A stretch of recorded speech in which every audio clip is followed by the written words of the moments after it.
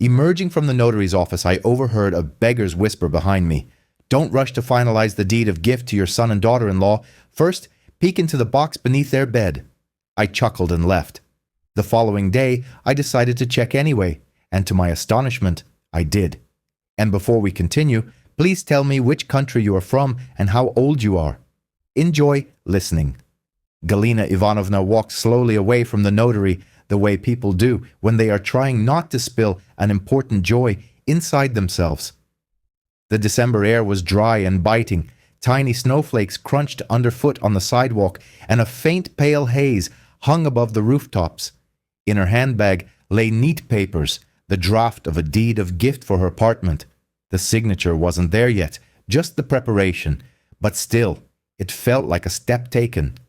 And life was finally becoming clear and right. She is 63, a widow for 8 years now.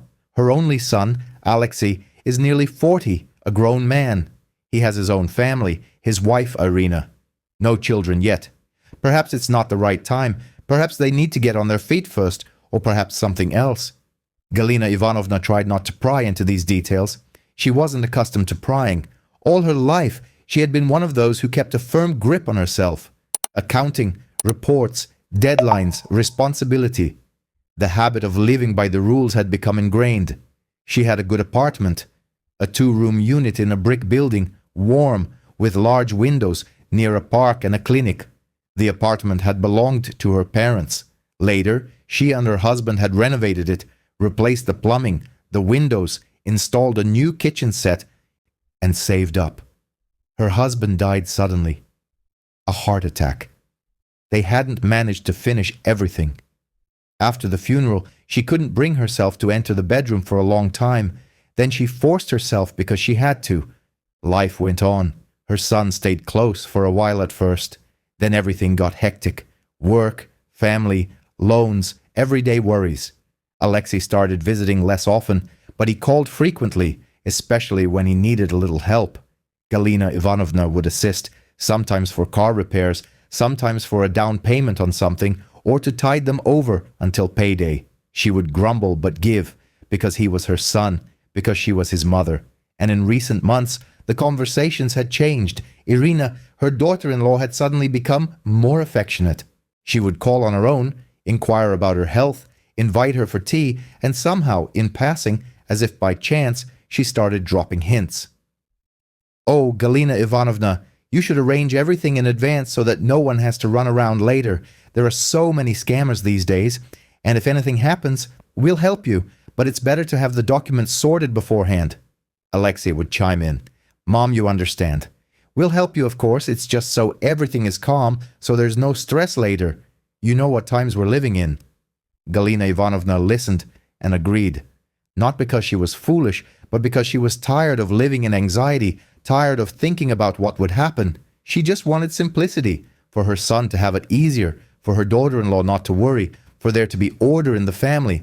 Now, she wanted to do things the right way, and there was something else she didn't like admitting to herself. She wanted to feel valued, that she wasn't just a wallet in retirement, but a mother who was thought of. And so she found herself at the notary's. The office smelled of paper and cheap coffee. The young notary spoke evenly, clearly, as if reading instructions. "Gift, gratuitous transaction. Ownership transfers immediately. Revocation is difficult. Consequences are such and such." Galina Ivanovna nodded, but the words "immediately" and "ownership transfers" struck an unpleasant chord within her. She asked quietly, "Can I still live there?" The notary looked over her glasses.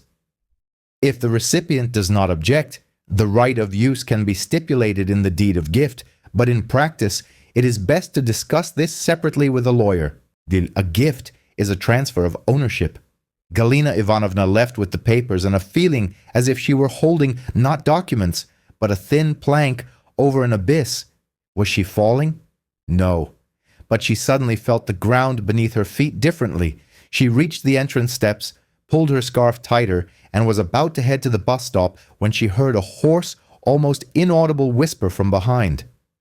"Woman, wait!" She turned. Against the wall sat a beggar, small, stooped, in an old jacket and scarf with a string bag. Her face wasn't angry or drunk, just emaciated. The woman looked intently, as if seeing through Galina Ivanovna, and whispered again, "Closer. Don't write the deed of gift to your son and daughter-in-law. First, go to them and check what's in the box under the bed." The words sounded so mundane, as if she were talking not about an apartment, but about a jar of pickles. Galina Ivanovna recoiled. "What are you saying? How do you know?" she blurted out. The beggar didn't explain, just slightly raised her hand as if to stop her. "Not now. Just don't hurry. The box under the bed, you'll understand." She turned away as if the conversation were over. Galina Ivanovna stood, clutching her bag, and felt a chill creeping up her legs. She didn't like anything mystical, didn't believe in fortune-tellers. Her life was all about numbers, facts, reports, but the phrase was too precise, too confident, and it was delivered as if it were not a request or advice, but a warning. She mechanically slipped a couple of banknotes into the beggar's palm, and not out of pity, but to close the scene, to put an end to it. And she hurried almost at a run to the bus stop. On the bus, she tried to dismiss it. Crazy. Who knows what people say? Maybe she heard something somewhere, maybe it's a coincidence. But two words spun in her head. Box and under the bed. And the more she tried to brush them off, the more stubbornly they clung. At home, she told no one, not her friend Nina, with whom she sometimes chatted in the evenings, nor her neighbor Tamara, who knew everything about everyone and loved to stir the pot. Galina Ivanovna didn't want gossip or unnecessary emotions. She simply put the papers in a drawer, put the kettle on, and forced herself to do her usual chores. But she couldn't sleep at night. She lay in the darkness, listening to the clock tick, to something clicking in the radiator, to someone quietly closing a door in the stairwell, and suddenly she remembered how a few weeks ago Irina had said with a smile, "Oh, you are so respectable. We wouldn't hurt you. But it's better to arrange everything, otherwise, you never know." The word "otherwise" hadn't snagged her then, but now it did. The next morning, Galina Ivanovna got up early, fried herself an egg, drank tea without sugar, then stood by the window and suddenly realized she wouldn't be able to rest until she checked. And if she didn't check, she would fear her own suspicion more than the truth. And if she checked, at least she would know what was going on. She called her son at 9 in the morning. "Alexei, I'm coming over. I want to bring you some jam. And I baked some pies," she lied, surprising herself. "Mom, let's do it in the evening instead," Alexei replied sleepily. "We're currently on errands. I'll be quick, about 10 minutes.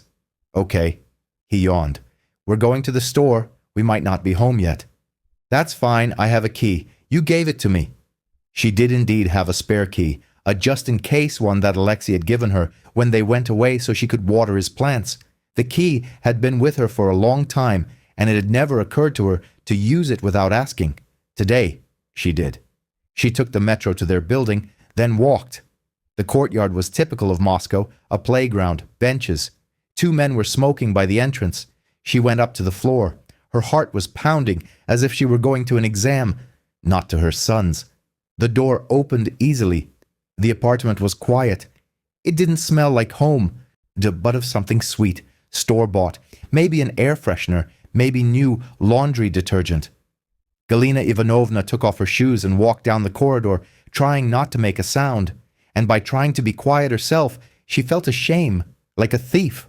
The bedroom was dim, the curtains drawn. A blanket lay on the bed, perfectly smoothed. That's how Irina likes it, a thought flashed through her mind. Everything neat, everything by the ruler. Galina Ivanovna sat on the edge of the bed, and for a second thought, what if there's nothing there? What am I doing? Then she leaned down and looked under the bed.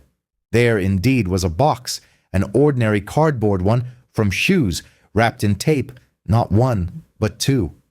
Her heart plummeted as if someone had pulled a chair out from under her. She pulled out the first one. The tape had been cut, this meaning it had been opened and closed. The lid lifted easily. First, she saw a folder with clear plastic sleeves. In the sleeves were copies of documents for her apartment, the certificate, extracts, some old papers that she kept in a separate envelope at home. How had they ended up here? Then came sheets with printouts, not in her handwriting, a plan of action. After finalizing the gift deed, 1. Within a month, initiate the process of deregistration. 2. Offer temporary relocation to a friend or a nursing home. 3. If she refuses, file a lawsuit to terminate the right of use. Galina Ivanovna read and couldn't believe it. It didn't compute. There were words like nursing home, relocation, deregistration. All of it was about her, about what they intended to do to her once she had signed everything over. She flipped further and saw more details. A list of lawyers, notes in the margins. The new notary is quick. Speak gently to Mom. The main thing is that she signs before New Year. Separately lay a sheet as if for practicing her speech. Mom, it's hard for you to be alone. Come live with us and we'll rent out the apartment. You'll have money for medicine. This way, everyone benefits. And next to it, another version, harsher. If she starts to resist, pressure, you don't trust us, you're ruining the family. All normal parents do this. Galina Ivanovna placed the sheets on the bed and felt her hands trembling. Her ears were ringing, not like in a movie, without screams, without music. Her body had simply said, "This is a blow." The second box was even worse.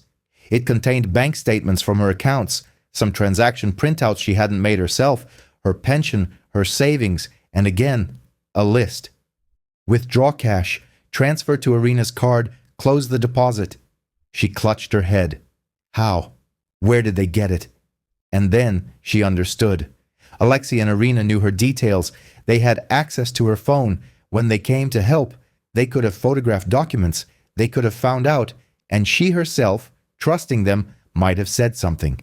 In the box was even a copy of her passport and a copy of her SNIL's mandatory pension insurance certificate and a slip of paper with numbers written down resembling passwords. For what? For her banking app, for her personal account. Galina Ivanovna suddenly saw the picture clearly. They didn't just want to get the apartment, they had been preparing in advance. They were collecting her life piece by piece, like an accountant assembling a report to then outline her fate point by point. She sat on the bed and didn't cry. Tears wouldn't come. There was something else, a cold, heavy clarity and a strange feeling, as if she were looking at herself from the outside, at a woman who had thought her whole life that family was a support system, but it turned out family could be a trap. She carefully put everything back as it was, but she didn't leave the boxes. She understood that if she left now and left everything behind, by evening there would be nothing there, and it would all become words again, suspicions. You imagined it all. She took the boxes, put them in the bag she had brought ostensibly with the pies, and walked to the door. At the threshold, she stopped, listened. Silence. Then she locked the door and left the building, trying to walk steadily. Outside, the frost stung her cheeks. People went about their business, and inside her, a different world seemed to have opened up, quiet, frightening, and very adult. When she got home, she immediately called Nina, her friend, who had once worked at the housing office, then at a management company, and was now retired, but still had connections.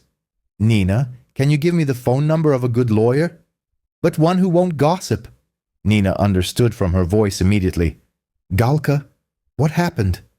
Please give me the number. Nina didn't press. 10 minutes later, she sent the number and a short message. Say it's from me. The lawyer turned out to be a woman around 50 with a calm voice and a habit of speaking without unnecessary emotion. Galina Ivanovna met her in a small office on the ground floor of a residential building. It smelled of paper and cheap soap, like a clinic. The lawyer looked through the documents Galina Ivanovna had brought in the bag and said quietly, You did the right thing by not signing anything. A gift isn't a just in case, it's immediate. And if the apartment transfers, you'll depend on their goodwill. And your papers show that relying on goodwill is dangerous. What should I do now? Asked Galina Ivanovna. My son, he's... She couldn't finish, because the word son stuck in her throat like a bone. The lawyer didn't pressure her. There are several options. The simplest, Don't give anything away. Leave everything as it is. Make a will. It will come into effect after your death. Until then, you are the owner. We can consider a rent agreement, but that's more complicated. You can formalize part of it, but that also needs consideration. In your case, the main thing now is to ensure the security of your documents and money, change passwords, check access, get statements, restrict access to your accounts, and yes, prepare for a conversation if you decide to have one. Galina Ivanovna remained silent, and the lawyer added, "And these papers, they aren't proof of a crime, but they are proof of intent. If they start to pressure you, you have something to show, but you need to show it correctly." She gave Galina Ivanovna a list of steps, simple, clear, like a checklist. Change passwords in your bank and on your phone. Set up a ban on remote transactions without personal confirmation. Get a power of attorney from a notary. Don't give it to anyone. On the contrary, certify that one has not been issued before. Keep a separate folder at home and make copies of documents. Don't tell anyone about the boxes until there's a plan. Galina Ivanovna left the lawyer's office and, for the first time in 24 hours, felt that she was regaining some footing. Not from her son, not from her daughter-in-law, but from order. She went to the bank, waited in line among people grumbling about fees and complaining about pensions. When her turn came, she approached the counter and calmly, almost in an accounting manner, asked the employee to help her change her passwords and set up additional security. Then she asked for a bank statement. The young employee looked at her with respect. Elderly people rarely spoke so confidently. Leaving the bank, Galina Ivanovna suddenly caught herself thinking. She didn't want to cry. She wanted to figure things out. In the evening, Alexei called. "Mom, did you stop by today? Irina said that in our bedroom it's like someone was there." Galina Ivanovna sat in the kitchen, looking at the kettle and thought, "Here it begins." But her voice was steady. "I stopped by. I wanted to give you jam, but you weren't home, so I left." "And the key? You?" Alexei stammered. "Mom, well, give me a heads up." "Okay," she said. "I'll give you a heads up." He paused and suddenly changed his tone to a soft one. "Mom, remember about the notary? We wanted to go this week." "I remember," Galina Ivanovna replied. "I'll think about it." "Mom, what does 'I'll think about it' mean? We agreed." His voice became irritated. "We didn't sign anything," she said calmly. "Then we didn't fully agree." Alexei took a sharp breath. "Did Irina put you up to this? Or your Nina?" "Mom, you understand. I understand everything, Alexei, and I need to sleep now." And she hung up. Her heart pounded, her hands trembled, but she didn't call back. For the first time in her life, she did what she had always avoided. She put an end to a conversation that was going in the wrong direction. That night, she finally cried. Quietly, so no one could hear, though no one in the apartment could have heard. She cried not out of resentment, but because her perception of her son was breaking, of the boy she had taken to school, who had had tonsillitis, who had brought her cards on March 8th. That boy couldn't have written about deregistration, but the adult man he had become could. The next day, she remembered the beggar by the notary's office again. Who was she? How did she know? And why did she say specifically about the box? It came to her. People often gathered at the notaries, relatives, clients, neighbors. Maybe the beggar wasn't random. Maybe she had overheard conversations. Maybe she had seen Alexei and Irina discussing something, thinking no one was listening. Galina Ivanovna didn't try to find her. Not because she didn't want to thank her, she did, but she understood it wasn't important. That's what was important, was that she now knew the truth. A week passed. Alexei and Irina either called softly or became irritated. Irina came over for tea several times, sat down, smiled, talked about work, and in passing brought up the subject again. "Galina Ivanovna, you understand? It's for your own peace of mind, so there's no running around later. We are family, after all." Galina Ivanovna listened and replied the same way. "I'll think about it. Don't rush me." One day, Irina couldn't stand it anymore. "Don't you trust us?" "No." Her smile became thin. "We've helped you so many times. Alexei is your son. Are you holding out on us?" Galina Ivanovna looked up. Trust isn't measured by a deed of gift, Irina. Trust is measured by actions. What other actions? Irina tensed. Galina Ivanovna finished her tea and said quietly, "The ones you wrote down yourselves." Irina turned pale. For a second, she looked as if she didn't understand. Then her smile slipped off like a mask. "I don't understand what you're talking about." "You do understand," Galina Ivanovna replied. "But I'm not going to make a scene right now. I'll just say there will be no deed of gift, and the discussion is closed." Irina jumped up. "How dare you?" Her lips began to tremble. You are betraying us. Alexei is your only son. Do you want to leave everything to strangers?" Galina Ivanovna also stood up. Everything inside her trembled, but her voice remained calm. "I want to keep my life, Irina, and the apartment is mine. I'm not betraying anyone. I'm simply no longer entrusting my fate to someone else's hands." Irina left, slamming the door. In the evening, Alexei arrived. Without warning, he burst into the apartment, not even taking off his jacket. "Mom, what are you doing?"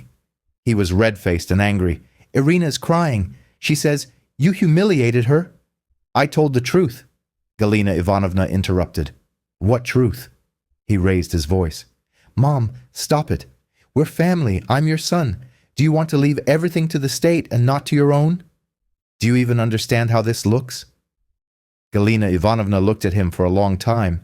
She saw not a boy, but a man who was accustomed to taking, demanding, pressuring, and suddenly felt a strange relief.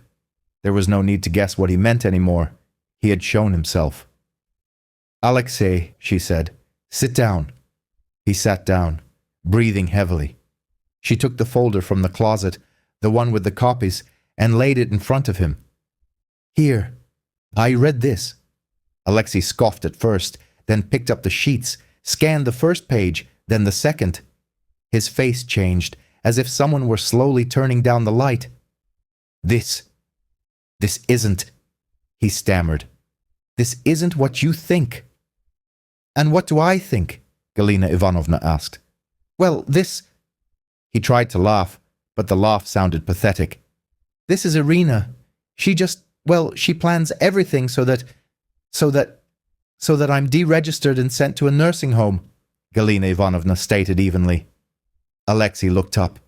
There was irritation, fear, and something else in his eyes. Resentment at being caught. "Mom, you understand, you're alone. It's hard for you," he mumbled. "And like this? Well, we'd rent out the apartment. You'd get some. We'd get some." Galina Ivanovna leaned forward. "I'd be given my own money, like alms." Alexei stood up abruptly. "You're twisting everything," he yelled. "You've always controlled everything, your whole life, and now everything isn't right for you. Irina just wanted what was best." "No, Alexei," Galina Ivanovna said quietly. "Irina wanted what was most profitable, and you wanted what was easiest, and you both forgot one thing. I am not a thing, I am a person." He stood there silently, clenching his fists. Galina Ivanovna didn't yell. She didn't want revenge. She didn't want to humiliate her son. She wanted him to understand, and for herself to survive. "I won't argue with you," she said. "I won't report you to the police." Although she could have, because you had my documents, my statements, and this is no longer just a family conversation, but I don't want war. I want peace. Only peace will be on my terms. "On what other terms?" Alexei grumbled.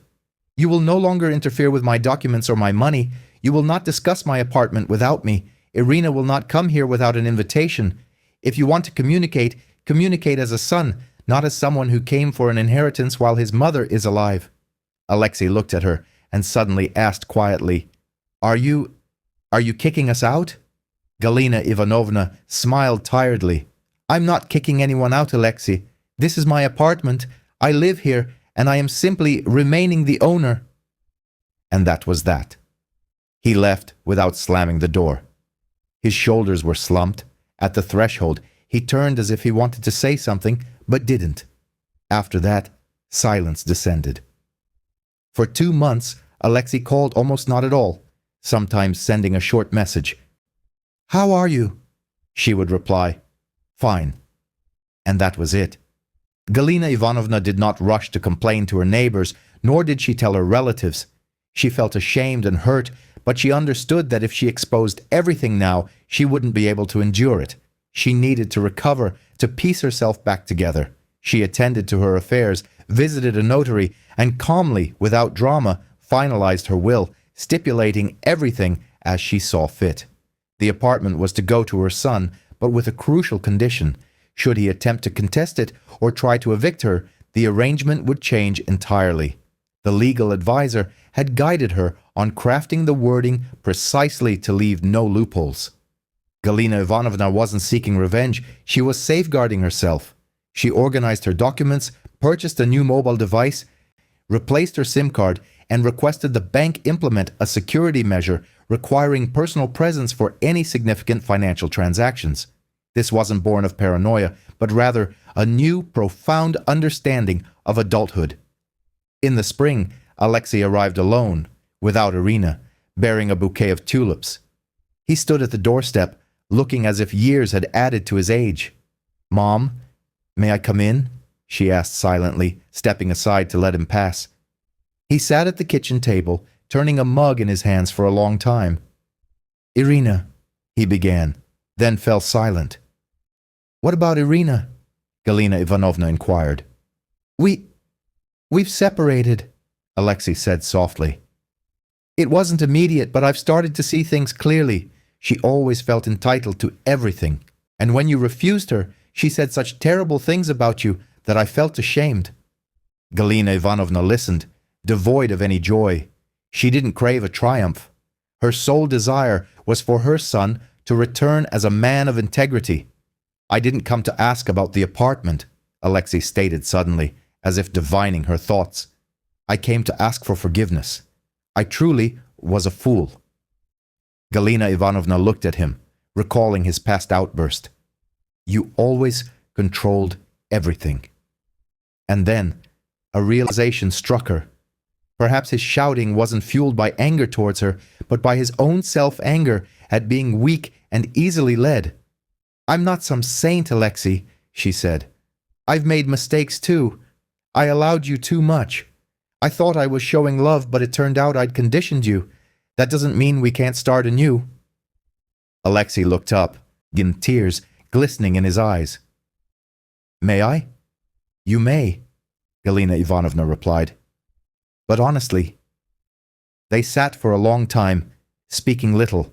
The silence between them held more meaning than any argument. Later that evening, after Alexei had left, Galina Ivanovna went for a walk, heading towards the notary's office. Not out of obligation, but because something inside her remained unsettled. Tanishchenka. The notary was, of course, not there. Other people sat on the steps, some smoking, others waiting. Galina Ivanovna stood for a moment, gazing at the street, and then a sense of gratitude washed over her. It wasn't directed at a specific person, but rather at the circumstance that had intervened at the right moment.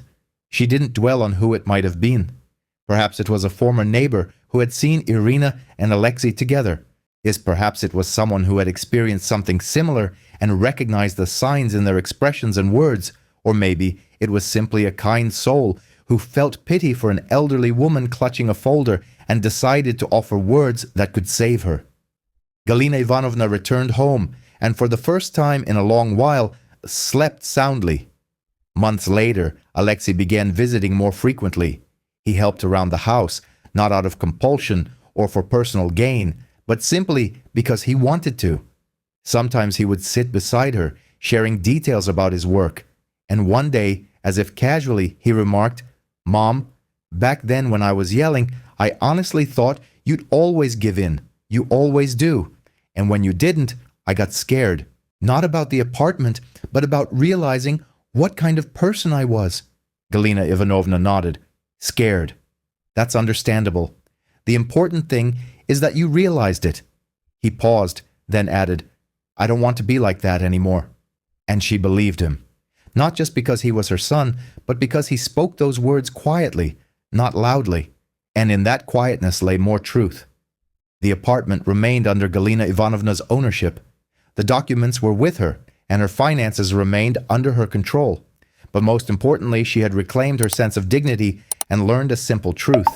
Kindness must be tempered with reason, and love requires boundaries. She also discovered something that neither accounting nor living by the rules could teach. Sometimes, it's not strength or cunning that saves you, but a single, yet timely whisper of advice that compels you to pause and assess reality. And if a year later, someone were to ask Galina Ivanovna if she regretted not signing a deed of gift, she would simply reply, "I have no regrets. I finally gave myself a gift, a peaceful life, my own."